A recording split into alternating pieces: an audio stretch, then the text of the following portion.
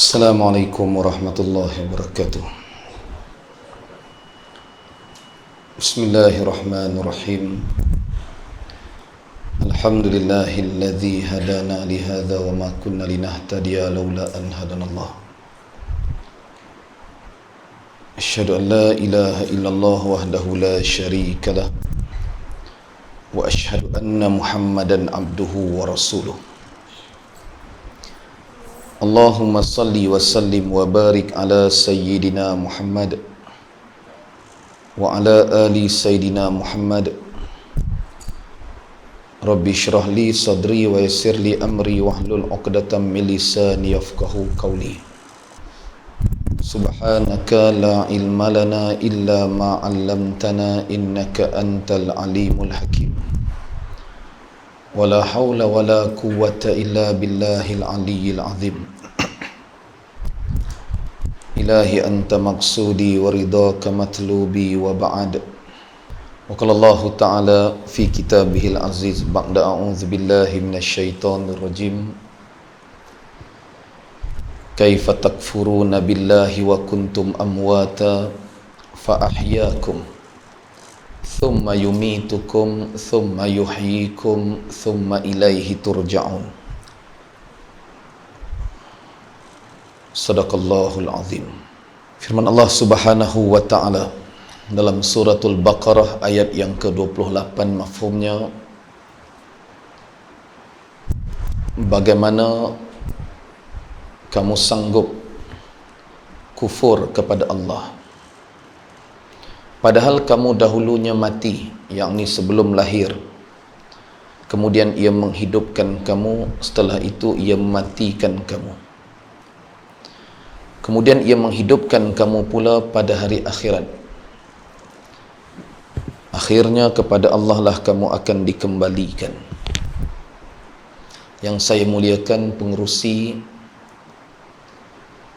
serta jawatan kuasa Masjid Syekh Yusuf, para alim ulama, tuan-tuan guru, para asatizah, pegawai-pegawai masjid, pimpinan-pimpinan masyarakat muslimin, muslimat, ibu-ibu, ayah-ayah yang mulia lagi dicintai Allah dan Rasul serta disayangi oleh seluruh penduduk langit dan bumi. Allahumma salli wa sallim wa barik ala sayyidina Muhammad wa ala ali sayyidina Muhammad. Yang pertamanya, kita mengucapkan lafaz takziah kepada semua rakyat Turki di atas musibah yang sedang menimpa mereka pada hari ini. Gempa bumi dan tsunami. Dan kita sama-sama hadiahkan suratul Fatihah kepada mayat-mayat yang terlibat dalam kejadian bencana tersebut. Mudah-mudahan Allah merahmati roh mereka dalam golongan orang-orang yang soleh dan solehah. Al-Fatihah. A'udzubillahi minasyaitonirrajim. Bismillahirrahmanirrahim. Alhamdulillahi rabbil alamin arrahmanir rahim maliki yaumiddin. Iyyaka na'budu wa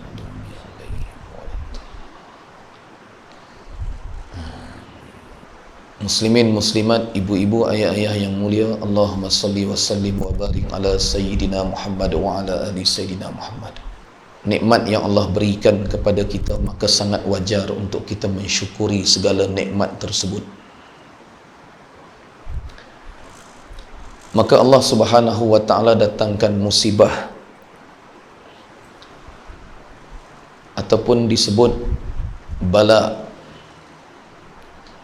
Bala'un atau bala itu merupakan kalimah di dalam bahasa Arab yang Melayunya bermaksud ujian. Kita sebut selalu dalam bahasa Melayu kita kena bala. Kena bala maknanya kena ujian Allah. Bayangkan bagaimana Allah datangkan musibah atau bala di dunia ini sebagai peringatan kepada kita macam mana kita nak berhadapan dengan musibah pada hari kiamat nanti. Wattaqu yawman la tajzi nafsun an nafsin syai'a wa la yuqbalu minha syafa'atun wa la yu'khadhu minha adlun wa la hum yunsarun. Firman Allah Subhanahu wa ta'ala dalam suratul Baqarah ayat 48, mafhumnya, dan peliharalah diri kamu dari azab sengsara, itu azab Allah pada hari kiamat nanti, yang ada padanya seseorang pun tidak akan dapat melepaskan orang lain dan tidak diterima syafaat daripadanya, dan tidak ada pula yang diambil daripadanya sebarang tebusan, yakni untuk membebaskan orang lain tadi. Dan mereka, orang-orang yang berdosa itu, tidak akan diberikan sebarang pertolongan. Bayangkan Allah SWT menggambarkan pada hari kiamat nanti kita akan berhadapan dengan suasana yang sangat hebat, yang tidak boleh digambarkan dengan bahasa macam mana azabnya kita pada ketika itu. Manusia diuji dengan bala atau ujian yang ada di atas muka dunia ini. Gempa bumi, banjir, dan macam-macam ujian yang Allah datangkan. Bukan setakat itu, kemudian kita berhadapan dengan ujian. Kita berhadapan dengan ujian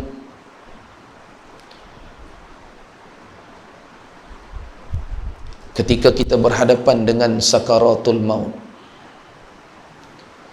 Musibah ketika berhadapan dengan sakaratul maut tu, apabila kita membaca hadis-hadis Rasulullah SAW, tidak tergambarkan betapa sakitnya berhadapan dengan kematian.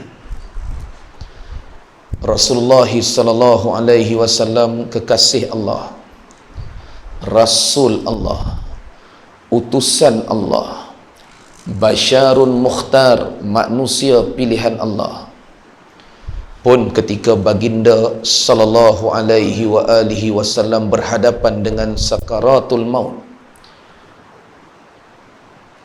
digambarkan dalam riwayat hadis yang sahih betapa sakitnya menahan sakaratul maut itu, sehingga baginda sallallahu alaihi wasallam meminta bekas air, lalu dicelupkan tangannya dan disapukan ke wajahnya ketika menahan sakitnya sakaratul maut itu. Bayangkan.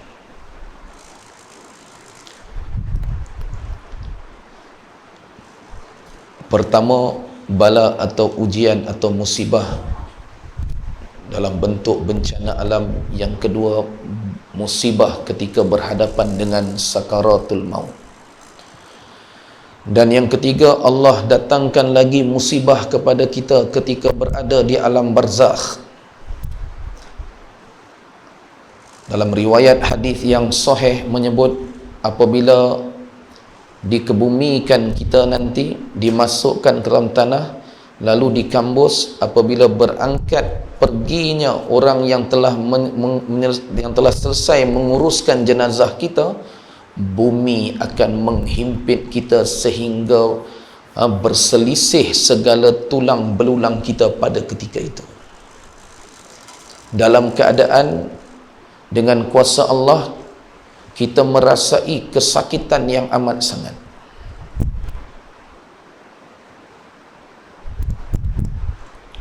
Masya Allah, tabarakallah.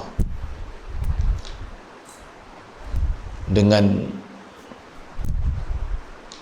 azab kubur serta fitnah kubur itu sendiri pun kita tak mampu menanggungnya. Libasan daripada malaikat Munkar dan Nakir,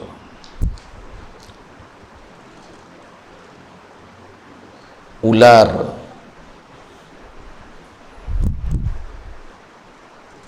yang digambarkan betapa bisanya ular paling bisa, yang kita Allah Rabbi tidak dapat digambarkan macam mana kita nak berhadapan dengan azab dan fitnah kubur itu sementara menunggu datangnya hari kiamat. Berapa lama kita akan duduk dalam tu? Dan yang keempatnya, musibah ketika kita di hari kita dibangkitkan pada hari kiamat. Azab di padang mahsyar itu pun Masya Allah Tabarakallah sangat luar biasa.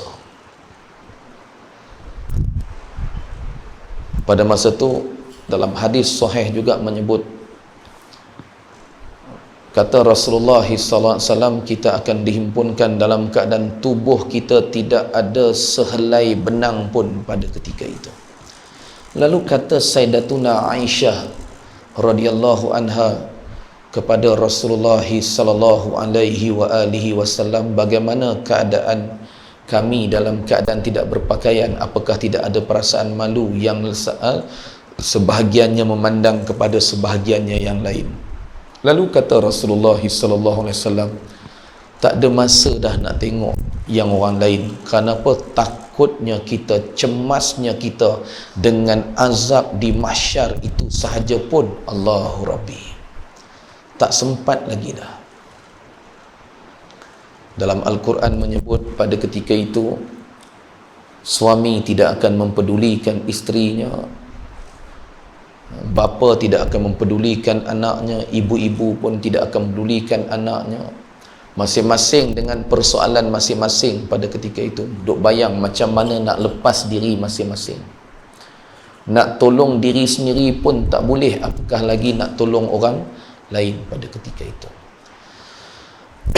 Sebab itulah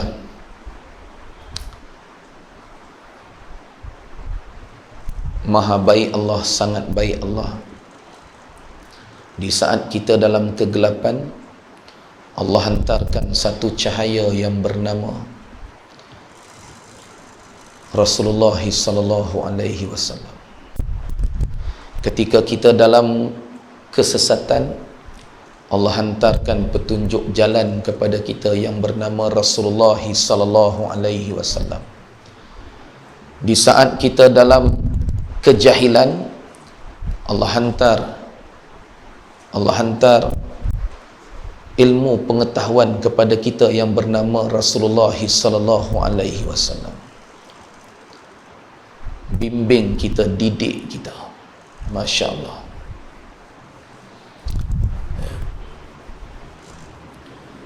Duduk dalam majlis ilmu, jangan lunjur kaki, jangan tongkat kaki.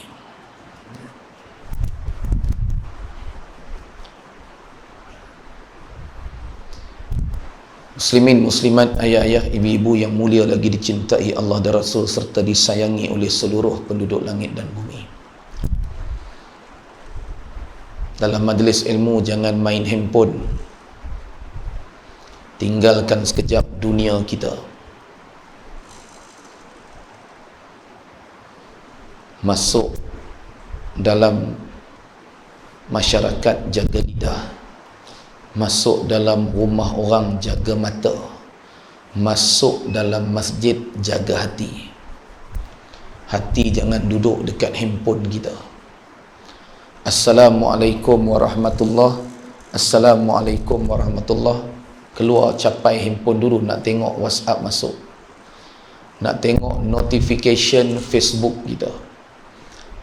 Punyalah menggambarkan bahawa handphone itulah hati kita, kan? Jadi jaga adab kita di masjid. Mohon maaf, ya. Cerita beradab ni pun satu musibah kepada guru-guru yang berani nak nasihat beradab ni. Satu musibah. Bukan musibah pada orang yang kena tegur, musibah pada guru yang menegur. Orang menyampah, Ustaz lain tak kata apa pun. Orang menyampah kan, maitang dia melunjong tak boleh, handphone tak boleh, tongkat kaki tak boleh, duduk lengkong kot dinding pun tak boleh kan? Kena mai duduk dekat-dekat. Jadi bila ada guru yang berani untuk mengadabkan para murid, pun akan datang satu musibah.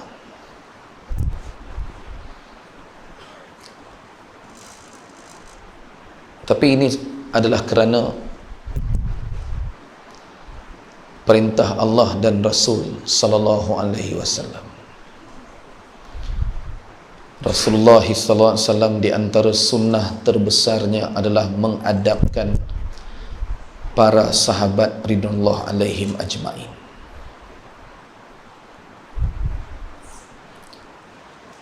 Kadang-kadang kita rasa teguran guru itu macam memalukan kita. Walhal orang yang positif ni dia tahu murid kena marah dengan guru, murid kena tegur dengan guru, murid kena nasihat dengan guru, tu biasa.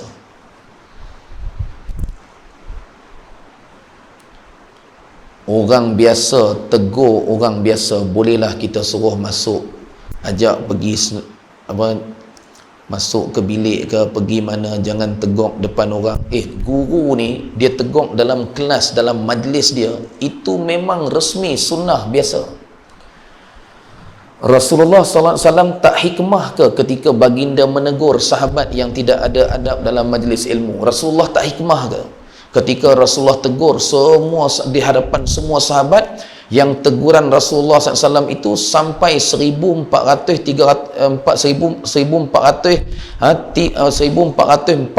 tahun dah, hadis tu dah tersebar ke seluruh umat daripada 1400 tahun. Kita nak kata apa? Hadis tu buka aib sahabat tu, kita nak kata lagu tu. Kadang-kadang kita ni meletakkan hikmah tidak kena pada tempatnya. Dan hadis sahih Bukhari, 3 sahabat masuk majlis ilmu Rasulullah SAW. Orang pertama masuk duduk depan, orang kedua masuk duduk belakang, orang ketiga tak jadi masuk, keluar balik. Hadis sahih Bukhari. Habis Nabi SAW bercakap, Nabi kata, maukah kamu aku ceritakan tentang 3 orang ni? Yang mula ni, yang duduk depan aku ni, dia bersungguh-sungguh nak menuntut ilmu, Allah sediakan tempat untuk dia. Nunu hak duduk belakang tadi tu, dia malu nak ke depan, Allah malu nak bagi ilmu dekat dia. Siapa kata? Siapa tegur dalam majlis tu? Rasulullah sallallahu alaihi wasallam. Kita nak kata apa? Nabi tak ada hikmah langsung. Nabi yang mengajar agama dekat kita, Nabi mengajar hikmah dekat kita, tiba-tiba kita kata Nabi tak ada hikmah. Kenapa Nabi tak tunggu habis majlis tu? Nabi tak tunggu habis majlis tu, Nabi panggil. Pasal apa? Tak nak malukan dia. Sebab tak timbul isu guru memalukan murid dalam majlis ilmu, tak timbul. Nama pun majlis ilmu, nama pun kelas kita belajar, kan? Tak timbul. Dan Nabi kata had ketiga tadi tu yang tak jadi masuk, dia berpaling dari Allah, Allah berpaling daripada dia. La ilaha illallah. 1442 tahun hadis sahih Bukhari itu tersebar sampai hari ini. Kita nak kata apa? Nabi memalu. Lama betul Nabi mengaibkan sahabat-sahabat tu sampai 1400 tahun dah, hadis tu duk tersebar lagi. Ada orang kata tak pernah dengar pun hadis tu, dah tak mengaji, tak pernah dengar. Macam rajin mengaji. Kalau mengaji ustaz sebut pun bukan ingat. Pasal apa? Catat pun tak. Bukan orang sini, ni orang tempat lain. Ya. Ayah-ayah, ibu-ibu yang mulia lagi dicintai Allah dan Rasul, Allahumma salli wa sallim wa barik ala sayyidina Muhammad wa sayyidina Muhammad. Dan yang kelima terakhir, musibah ketika kita na'udzubillahi min dzalik, dicampakkan ke dalam neraka Allah. Ini musibah sangat besar. Bila Allah membuat keputusan di atas segala amalan-amalan kita. Hari ni kita nak jaga amalan cukup susah. Muhammad James Bevan, apa amal sunnah kamu yang kamu amal? Nak bagi tahu apa depan Allah? Ya Allah, janggut ni je lah yang ada. Yang tak ada janggut langsung, kan? Nabi SAW kata, panjangkan janggut kamu, pendekkan misai kamu. Takkan kerana sunnah janggut aja boleh masuk syurga. Mana kita tahu penilaian Allah luar daripada jangkauan akal kita.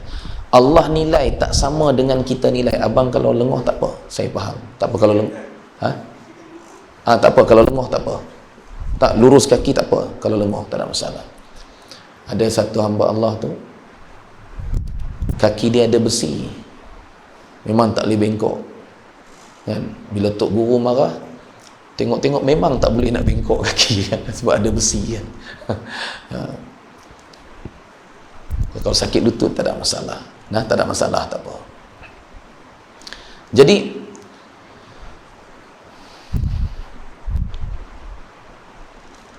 cuba bayangkan, pada saat kita meninggalkan segala sunnah,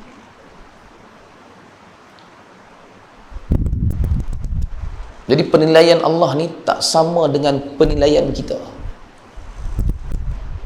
Kita menilai sesuatu sambil syarat dalam pemikiran kita dengan sangka buruk. Sebab tu penilaian kita akan berakhir dengan buruk dan menghukum orang. Guru tegur masalah adab dalam majlis ilmu, bukan guru sangka buruk. Guru tegur adab tu benda yang tak kena berlaku pada ketika itu. Beratus-ratus masjid saya tegur masalah adab, kerana bercakap masalah adab. Daripada 100 masjid 5 yang tak boleh terima tu biasa. Ya. Ada tempat kita mengajar kuliah bulanan berkitab, stop, cancel kuliah, terus tutup kuliah tu, cancel. Sebab apa? Sebab semata-mata Ustaz Muhammad James panggil datang duduk depan dekat-dekat dengan dia, tu saja, tutup, cancel kuliah terus. Masya Allah, luar biasa. Sebab apa? Penilaian kita atas teguran guru tadi bukan kita nak ambil positif, tapi syarat dengan sangka buruk.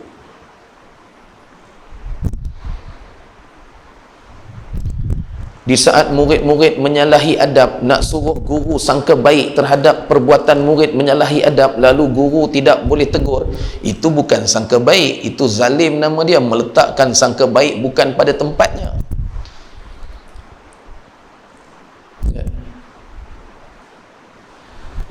Jadi tak tahulah, saya bukan jenis ustaz yang play safe atau play safe, ambil jalan selamat, tak berani yang tu, tak berani yang ni, sagi aku ketegong, sagi tak masuk, kan? Mereka tak bagi sampoi duit pula ceramah, kan? Bayang berapa malam ni? Dah punya risau, ya. Allahumma salli wa sallim wa barik ala sayyidina Muhammad.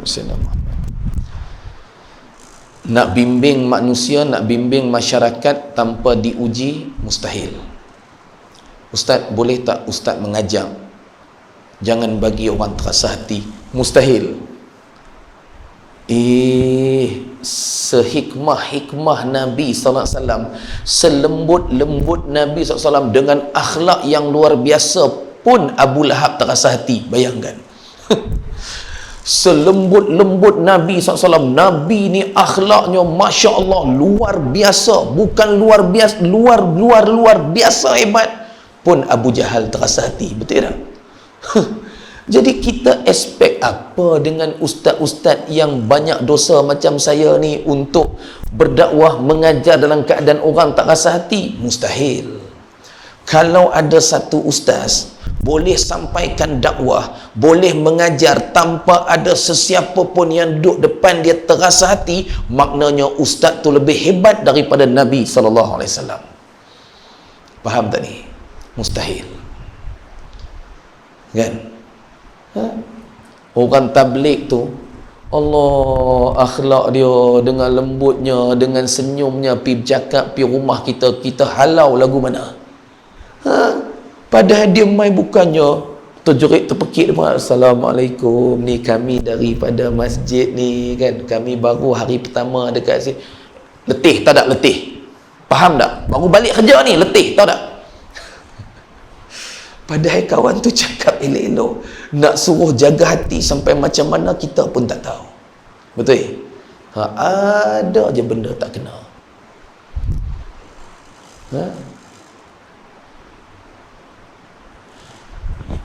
Jadi dakwah ataupun mengajar ilmu ni dalam keadaan orang tak marah, mustahil. Mustahil. Saya yang cameraman macam mereka ni pernah merajuk pun ada. Pasal apa? Sambil dia rakam, sambil dia lena. Kan? Saya tegur pasal apa cameraman lena kan? Terus merajuk, tak main rakam lah. Pun ada. Dah.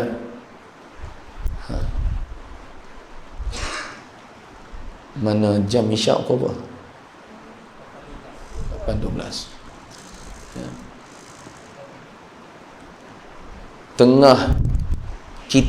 Saya tengah kuliah macam ni, masuk isyak, Tok Bilal masuk menonong-nonong, dahlah masa kuliah, dia duduk pun tak mau. Dia masuk daripada pintu tu, masuk sambil berjalan, sambil menjerit, stop, orang nak azan, dia kata. Tu dia, kita tengah kuliah ni. Guru-guru yang hadir ke Masjid Surau ni, nilai kita di mata kita tara mana? Apa nilainya sampai tahap macam tu? Bila dia buat stop tu, saya pun terus tutup mikrofon, saya bangun, saya keluar start kereta terus balik. Jemaah tengah duduk macam ni terpinga-pinga, terkejut, ustaz pergi mana? Tengok keluar kereta dah tak ada. Saya balik terus. Wallahi demi Allah, kejadian tu berlaku. Lepas saya balik pukul 11.30 malam tu, AJK telefon, ustaz, lepas ustaz balik tadi, jemaah pakat kepung Tok Bilal tu, pakat taruh dia kan. Saya kata, Tuan Haji, saya memang harapkan kejadian itu berlaku. Saya kurang ajar kan. Saya memang harapkan kejadian tu berlaku. Rupanya jadi sungguh. Dah lah ustaz, janganlah lepas ni tak main. Tak, selagi dia ada dekat situ dan tak minta maaf, saya takkan datang. Ustaz jangan begitu. Tak, itu keputusan saya. Saya susah hati ke kalau tak pi ceramah, tak pi kuliah, tak dapat sagu hati ceramah, duit tak masuk? Saya susah hati ke? Tak.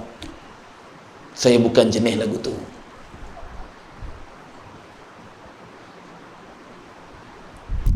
Bayangkan, rupanya orang masjid tu, mereka pegang kata saya, mereka pegang cakap saya, yang saya sebut selagi dia ada situ saya tak main, mereka pegang. Lepas 2 tahun mereka telefon, ustaz, Tok Bilal itu meninggal dah ustaz. Ustaz main lah balik ceramah ke masjid kami. Tu dia, saya punya malu masa tu kan. Kita bercakap tengah marah.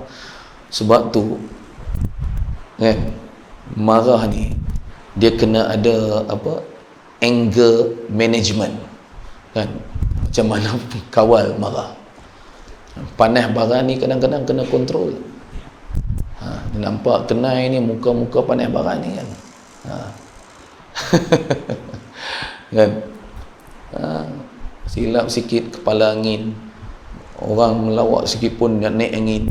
Jenis kepala angin je. Dalam pasal apa? Masa dia beranak tu, dia tertelan anak Putin beliung. Kalau orang tua kata apa, tertelan terbuan kan.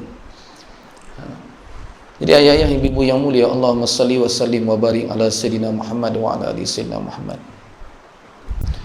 Sebab tu nak berhadapan dengan 5 ujian, 5 musibah ini, mana ada jalan lain dah selain kita bawa pujuk hati kita untuk beramal dengan perintah Allah, meninggalkan larangannya. Mana ada jalan lain dah melainkan kita beramal dengan apa yang diajarkan oleh Rasulullah SAW kepada kita. Kejayaan manusia itu apabila dia beramal dengan agama yang sempurna. Agama yang sempurna apabila manusia itu melaksanakan perintah Allah dan mengikut cara Rasulullah SAW dalam seluruh kehidupan dia. Tak ada jalan lain dah. Walaupun nampak kecil, saya selalu melobi dan promote sunnah pakaian putih di masjid-masjid dan surau-surau, terutamanya pada hari Jumaat, yang Rasulullah SAW tidak meninggalkan pakaian putih pada hari Jumaat. Kita hari Jumaat macam-macam color baju, sampai Tok Imam pun jubah berkala, Tok Khatib pun jubah berkala kan? Walaupun nampak simple, walaupun nampak kecil, tapi nak jaga sunnah Rasulullah SAW. Allahumma salli wa sallim wa barik ala sayyidina Muhammad wa sayyidina Muhammad. Bulan Rabiul Awal, bulan kelahiran Rasulullah sallallahu alaihi wasallam. Rasulullah SAW sambut maulidnya setiap minggu. Rasulullah SAW sambut maulidnya setiap minggu, bukan tunggu setahun sekali. Apabila anna Rasulullah sallallahu alaihi wasallam suila an saumil itsnain, bahawa Rasulullah SAW ditanya tentang kenapa beliau baginda selalu berpuasa pada hari Isnin. Jawab baginda sallallahu alaihi wasallam, fihi wulidtu, kerana hari Isnin itu hari aku dilahirkan. Wa fihi unzila alayya, dan kerana hari Isnin itu hari diturunkan wahyu kepadaku. Nabi SAW kata, aku berpuasa setiap hari Isnin itu sebab apa? Hari Isnin itu hari aku dilahirkan. Nabi SAW sambut hari kelahiran dia setiap minggu berpuasa hari Isnin. Masya Allah. Dalam hadis Sahih Al-Bukhari, disyarah oleh Imam Ibn Hajar Al-Asqalani rahimahullah dalam kitab Fathul Bari. Kitab Fathul Bari ini adalah syarah kepada Sahih Al-Bukhari. Bayangkan, diceritakan daripada As-Suhaili. Imam Bukhari meriwayatkan bahawa As-Suhaili menceritakan bagaimana Sayyidina Abbas radhiyallahu anhu, itu bapa saudara Nabi SAW, bermimpi bertemu dengan Abu Lahab, juga bapa saudara Nabi sallallahu alaihi wasallam. Dia melihat bagaimana Abu Lahab diseksa, diazab. Lalu dia bertanya kepada Abu Lahab, bagaimana keadaan kamu? Dia kata, aku diazab, tetapi setiap hari Isnin Allah meringankan azab ke atasku kerana aku menyambut hari kelahiran Rasulullah sallallahu alaihi wasallam.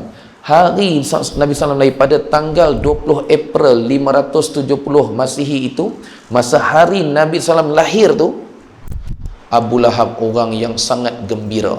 Apabila hambanya yang bernama Thuwaibah bagi tahu dekat Abu Lahab, anak saudara kamu baru lahir, seronok dia bebaskan Thuwaibah. Masya Allah, dimerdekakan hamba dia Thuwaibah. Sebab apa? Gembiranya kelahiran Nabi SAW. Bayangkan, kerana Abu Lahab bebaskan Thuwaibah, sebab menyambut kelahiran Nabi SAW dengan gembiranya, diringankan siksaan ke atas Abu Lahab setiap hari Isnin.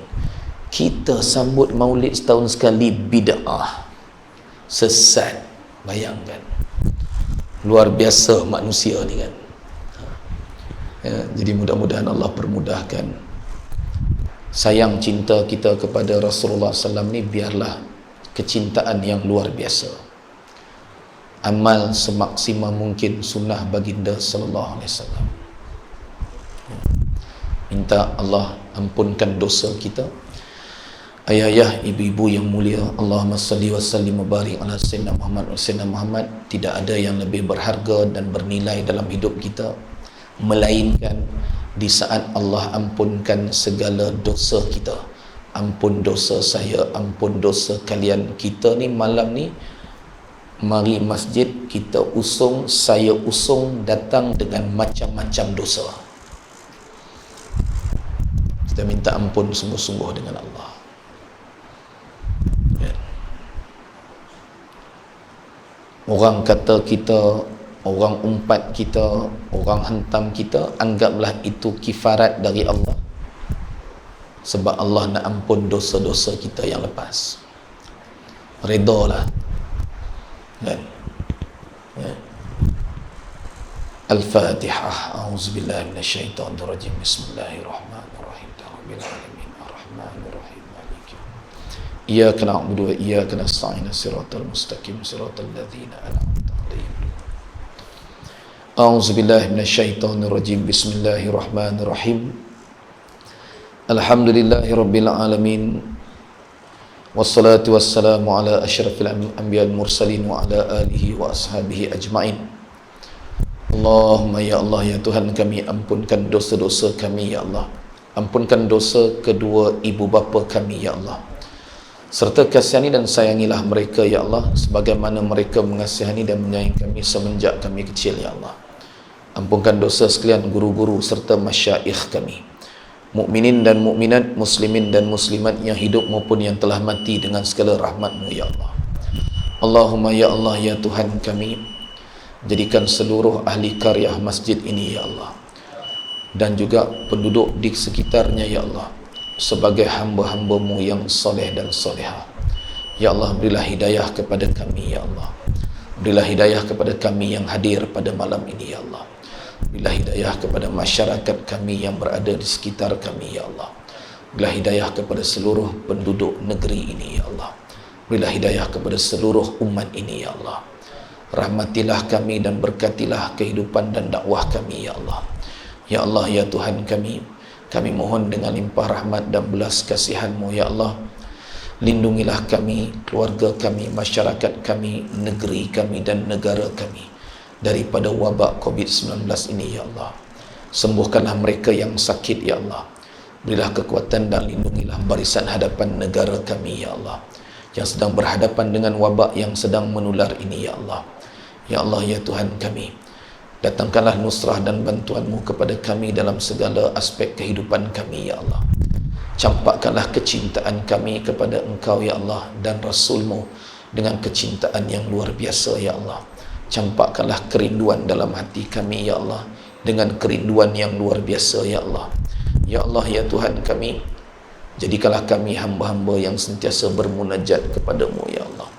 Jadikanlah kami hamba-hamba yang Kau pilih untuk Engkau gunakan tubuh kami untuk agama ini ya Allah. Ya Allah ya Tuhan kami mohon limpah rahmat dan belas kasihan-Mu ya Allah. Ada di antara kami yang membangunkan madrasah-madrasah kami ya Allah. Datangkanlah nusrah-Mu, bantuan-Mu kepada madrasah-madrasah kami ya Allah. Bukakanlah hati umat ya Allah menjadi asbab daripada nusrah dan bantuan-Mu untuk madrasah-madrasah kami ya Allah. Permudahkanlah kami ya Allah. Hanya Engkau yang tahu bagaimana sukarnya untuk kami bangunkan madrasah-madrasah ini ya Allah. Ya Allah ya Tuhan kami, jangan Kau biarkan kami berhadapan dengan ujian yang tidak sanggup kami hadapi ya Allah. Permudahkanlah perjalanan kehidupan kami ya Allah. Ya Allah, tidak ada yang lebih berharga dalam hidup kami melainkan apabila Engkau ampunkan segala dosa kami ya Allah. Ya Allah, kami mempunyai dosa silam ya Allah. Dosa kami kepada Engkau ya Allah. Dosa kami sesama manusia ya Allah. Ya Allah, kami pernah menderhaka dan bermaksiat kepada-Mu ya Allah. Ampunkan kami ya Allah. Ampunkan kami ya Allah. Ampunkan kami ya Allah. Ampunkan kami ya Allah. Ampunkan kami ya Allah. Ampunkan kami ya Allah. Ampunkan kami ya Allah. ampunkan kami ya Allah. Ya Allah ya Tuhan kami, matikan kami dengan kesudahan yang baik, husnul khatimah ya Allah, dengan kalimah la ilaha illallah Muhammadur Rasulullah. Jangan engkau matikan kami dengan kesudahan yang buruk, yakni su'ul khatimah ya Allah. Ya Allah, matikan kami dalam keadaan sujud kepadamu ya Allah. Ya Allah, matikan kami dalam keadaan sujud kepadamu ya Allah. Ya Allah, matikan kami dalam keadaan sujud kepadamu ya Allah. Ya Allah, matikan kami dalam keadaan kami sempat bertaubat kepadamu ya Allah. Matikan kami di jalan dakwahmu ya Allah. Ya Allah ya Tuhan kami, matikan kami dalam keadaan ibu dan ayah kami redha kepada kami ya Allah. Ampunkan kami ya Allah. Ampunkan kami ya Allah. Ampunkan kami ya Allah. Rabbana atina fid dunya hasanah wa fil akhirati hasanah wa qina adzabannar. Wa sallallahu ala sayyidina Muhammadin wa ala alihi wa ashabihi ajma'in. Subhana rabbika rabbil izzati amma yasifun, wassalamun alal mursalin, walhamdulillahi rabbil alamin. Taqabbalallahu minkum.